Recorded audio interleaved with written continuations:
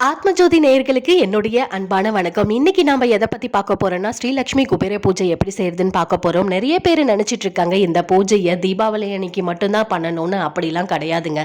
ஒவ்வொரு வெள்ளிக்கிழமை, பௌர்ணமி, அக்ஷய திருதி இந்த மாதிரி நாட்கள்ல கூட இந்த பூஜையை நம்ம ஆரம்பிக்கலாம். நம்ம தொடர்ந்து பண்ணிட்டே வரலாம்.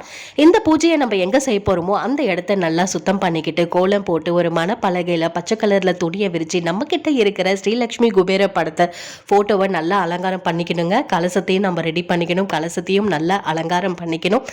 நிவேதத்துக்கு தேவையான பழங்களை எடுத்து வச்சுக்கலாம். என்கிட்ட பழங்கள் இருக்கு, நான் எடுத்துக்கிட்டேன். உங்ககிட்ட என்ன இருக்கோ எடுத்துக்கோங்க. பூ 108 காயின், அவ்வளோதாங்க. 108 லக்ஷ்மி குபேரர் போற்றி மந்திரம், லக்ஷ்மி மந்திரம், இந்த மாதிரி 108 ஏதாவது உங்களுக்கு தெரிந்த மந்திரத்தை சொல்லி இறுதியா தூப தீப ஆராதனை காமிச்சு இந்த பூஜையை நிறைவு செய்யணும். அவ்வளோதாங்க. உங்க வாழ்க்கையில செல்வம் வளம் அதிகரிச்சுட்டே இருக்கிறத நீங்க கண் கூட உணர்வீங்க.